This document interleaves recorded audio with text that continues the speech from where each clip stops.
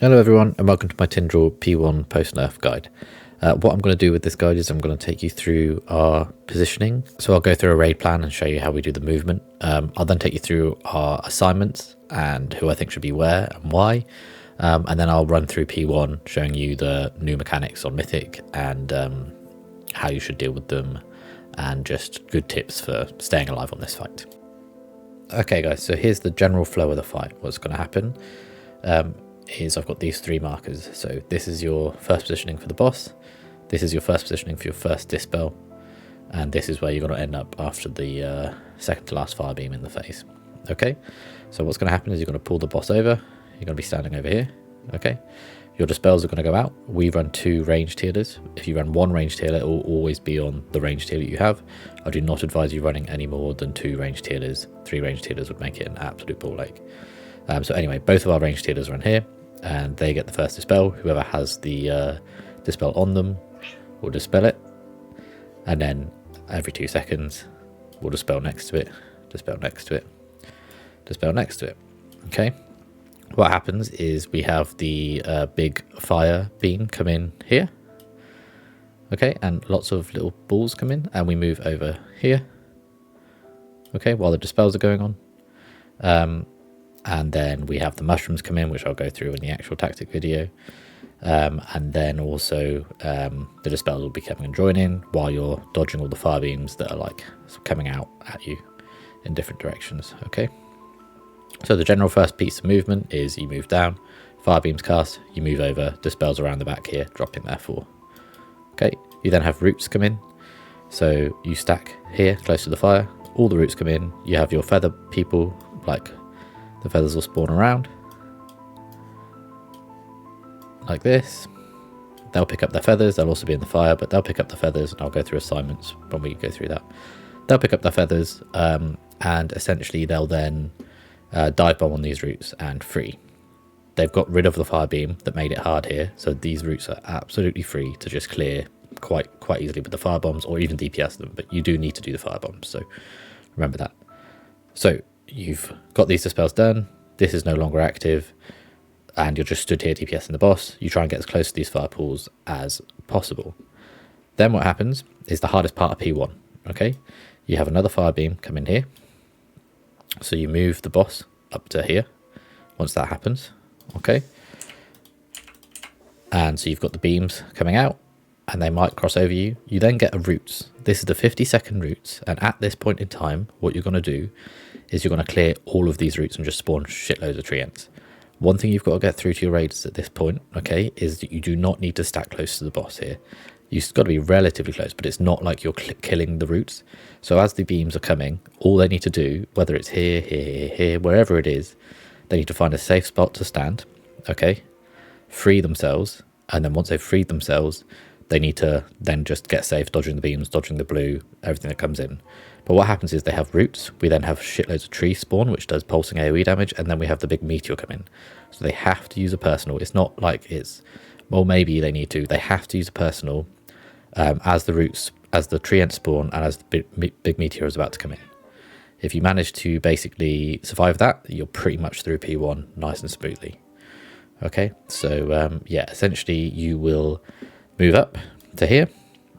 Okay, you'll all free your roots, you'll AoE down the trees, and then you'll just stand and chill for a bit. There'll be some mushrooms and you'll have your second set of dispels. Your dispels will then go your range healers first, and then the next 3 players every 2 seconds around here. Okay, then what happens is everybody stacks up here. Okay, on him you have another fire beam come in, but it's very close to a third set of roots. So a third set of roots come in, you nuke them down with the flare bombs. So you have the feathers here, here, and here. They pick them up, they destroy the roots, and then the fire beam comes in very close, and then you all gateway to the middle here. There will be another fire beam over here. So you're in between 2 fire beams, you gateway away, you just dodge around. I know the boss isn't dodging, but you know what I mean. You dodge around, and then you make sure that you don't die or you don't fly into a fire beam line. It's so fucking annoying when someone flies into a fire beam line when you've done the whole of P1. Okay, so basically you'll gateway away and you'll dodge everything, and that's the general positioning. I'll go through the actual abilities in a minute when I go through our video, but yeah, that is a general positioning for P1. Give me a shout if you want me to go through anything else. Okay, so the assignments. Basically, you get feathers that spawn that you pick up, and then you need to go and get a flare bomb that has a certain position in each phase. And then you dive bomb onto where the boss is, and where hopefully everyone has stacked around the boss, and you clear the routes with the damage from the flare bomb. Okay, if you miss a flare bomb, it hits the ground and it blows everybody up and you insta wipe. So 3 people per go, and it happens twice in P1, twice in P2, and 4 times in P3. Okay, so the way that we orientate it is that we say, doesn't matter where the boss is facing, okay, it's all oriented based on where these fire patches are, and that is where your mark is. So obviously we have like close left, far mid, far right, and I give them all one place to pick up. This is to get your feather to be able to fly, to be able to get your flare bomb. And it's always to do with where the fire dispel patches are. That is how you orientate yourself, not where the boss is facing, where the fire patches are. Okay? You pick it up, you fly up into the air, and then you have set positions to go to. Okay? So it does change slightly, and I don't like the way that the assignments have been updated. So we made our own little assignment thing where we actually added P3 as an image.